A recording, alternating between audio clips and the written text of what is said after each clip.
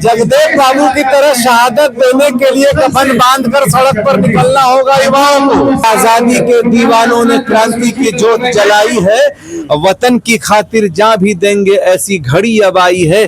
कहनी है एक बात जो हमको देश के पहरेदारों से, संभल के रहना अपने ही घर में छुपे हुए गद्दारों से। अब हम लोग तीसरी पीढ़ी के हैं, अब वक्त आया राज करने का। So is must go on. मौत जो होता है वो क्रांतिकारियों की महबूबा होती है। मुख्यमंत्री की कुर्सी किसी की जागीर नहीं है, राजा सिर्फ रानी के पेट से पैदा नहीं होगा।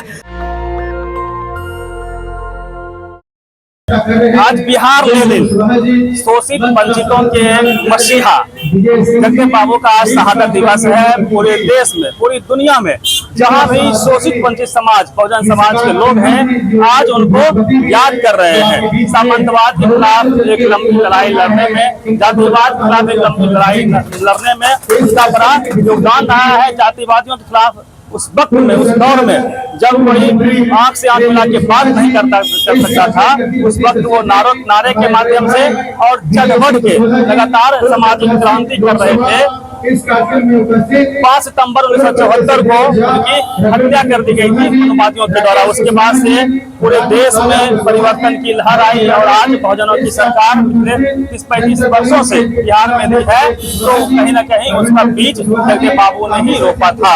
देखिए, शहादत दिवस मनाई जा रही है, हम रोहतास में है और मंच के तमाम खासकर से जो कुशवाहा समाज के लोग हैं वो यहाँ पे है और तमाम जो बहुजन समाज के लोग हैं वो मंचों पे मंचासीन है। और मुख्य अतिथि के तौर पे आप निशिकांत कुशवाहा जी हैं, युवा समाज सेवी हैं, पूरे बिहार में उनके चर्चे हैं, वो मौजूद हैं। पूर्व मंत्री रेणु कुशवाहा जी मौजूद हैं, कई लोग यहाँ पे मौजूद हैं। आपका शुभ नाम क्या है?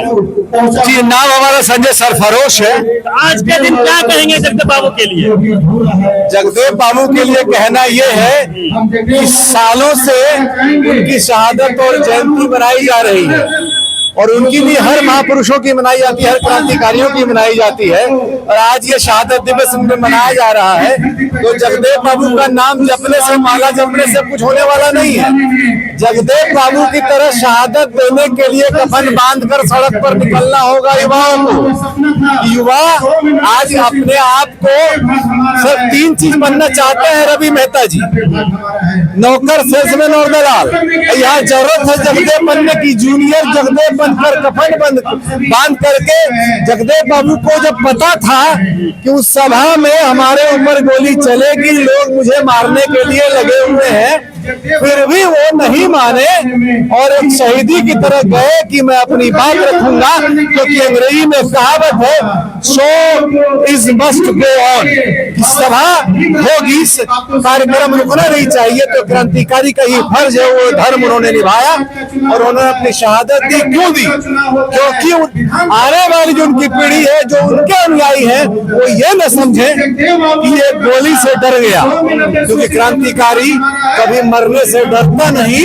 मौत जो होता है वो क्रांतिकारियों की महबूबा होती है। वो उसको कहता है कि आप मुझसे गले से लगा। और आज इस सभा में जो मैं उपस्थित हुआ हूँ, इसके लिए मैं शुक्रगुजार हूँ। मैं धन्यवाद, आदर सम्मान व्यक्त करता हूँ आदरणीय हमारे निशिकांत सिन्हा भाई का, जो कि इतने बड़े पैसे वाले हो करके भी आज इस बारिश में, इस तूफान में और इस गर्मी को झेलते हुए यहाँ पर आए हुए हैं और उनके सहयोग से मैं यहाँ पहुँच पाया। क्योंकि एक बात पूछिए ना, आजादी तो हमको 1947 में मिल गई थी, बाबा साहब ने कानून भी बना दिया, संविधान भी बना दिया, नियम भी बना दिए, लेकिन समाज में उसका इम्प्लीमेंटेशन नहीं था।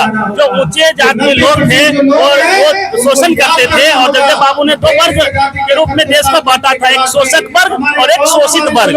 और जो 10% के लोग थे उनके पास ही पूरी संपत्ति हुआ करती थी, उसका इक्वल डिवीजन कैसे हो, उसकी लड़ाई जगदेव बाबू लड़ रहे थे। और दूसरी आजादी बहुजनों के लिए उन्होंने देने का काम किया है कि नहीं है?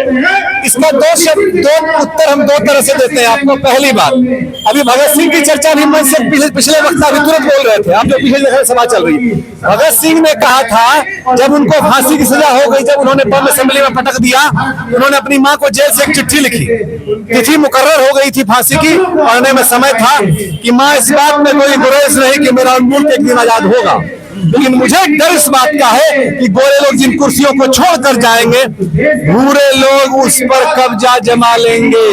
आजादी बस नाम की रह जाएगी, काम की आजादी नहीं होगी। तो उस नाम की आजादी को काम की आजादी में बदलने के लिए जगदेव बाबू ने शहादत दी कि 47 के बाद जो लोग कुर्सी पर आए, वो लोग कौन आए? वो भूरे लोग थे, वो गोरे तो नहीं थे, लेकिन गोरों के ही नियम और कानून और सिद्धांत और विचारों को लेकर चलने वाले थे।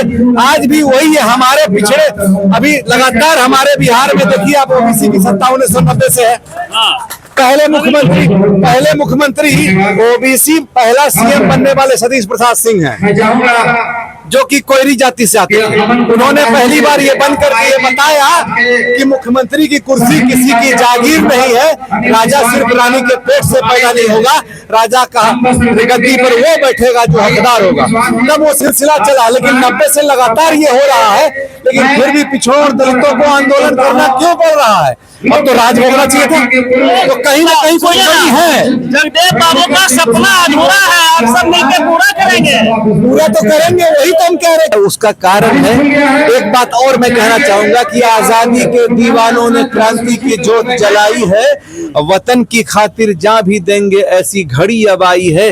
कहनी है एक बात जो हमको देश के पहरेदारों से, संभल के रहना अपने ही घर में छुपे हुए गद्दारों से। तो हमारे बीच सब संभल के रहना छुपे हुए गद्दारों से, और हर चेहरे के पीछे छिपा हुआ एक चेहरा, चेहरे पे चेहरा। आज क्या हुआ है ना कि हमारे जो शोषित पीड़ित दलित वर्ग में जो कुर्सी पर बैठे हुए हैं लोग, जब पद पा लेते हैं, जरा मोटा जाते हैं, तो वो शोषित बन जाते हैं, वो शोषक नहीं, शोषित से शोषक बन जाते हैं वो, और फिर अपने ही लोगों का शोषण करते हैं। तो लड़ाई अब ऐसी लड़नी है, अपने बीच जो चेहरे के लोग हैं, जो सामंती सोच के, जो पिछड़ों में पैदा हुए, ओबीसी में पैदा हुए, SC ST में पैदा हुए, लेकिन कुर्सी पर जाते क्या जाते हैं, वो सामंती सोच के व्यक्ति बन जाते हैं। समस्या रही है, मैं जगदेव बाबू पे चर्चा करना चाहूंगा। और जिस प्रकार से उनका नारा था, 100 में 90 शोषित है, शोषित को ललकारा है, धन धरती और राजपाट पे 90 भाग हमारा है ना जी। 10 का शासन 90 पर नहीं चलेगा, नहीं चलेगा, नहीं चलेगा। वोट हमारा, राज तुम्हारा नहीं चलेगा। जिसकी जितनी संख्या भारी, उसकी उतनी हिस्सेदारी। ये उनकी लड़ाई थी, ये उनकी लड़ाई थी। तो उन्होंने ये कहा, वो उन्होंने क्या कहा जब लड़ाई की शुरुआत की, जो जिस लड़ाई की मैं शुरुआत कर रहा हूँ, वो लड़ाई लंबी चलने वाली है। बहुत सारे लोग इसमें आएंगे और जाएंगे, आने जाने वालों की कमी नहीं होने वाली है। पहली पीढ़ी मारी जाएगी, दूसरी पीढ़ी जेल जाएगी, और तीसरी पीढ़ी राज करेगी। तो हे हमारे प्यारे रवि भैया, अब हम लोग तीसरी पीढ़ी के हैं, अब वक्त आया राज करने का।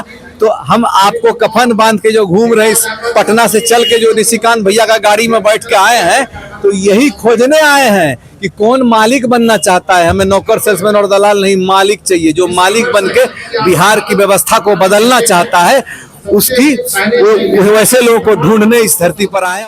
नेशनल दस्तक की आपसे गुजारिश है कि अगर इसको बचाना चाहते हैं तो नेशनल दस्तक को सब्सक्राइब करने के लिए रेड कलर के सब्सक्राइब बटन को दबाएं, फिर बेल आइकन की घंटी दबाएं। नेशनल दस्तक को बचाने के लिए बहुत जरूरी है कि हर खबर को शेयर करें, लाइक करें, कमेंट जरूर करें।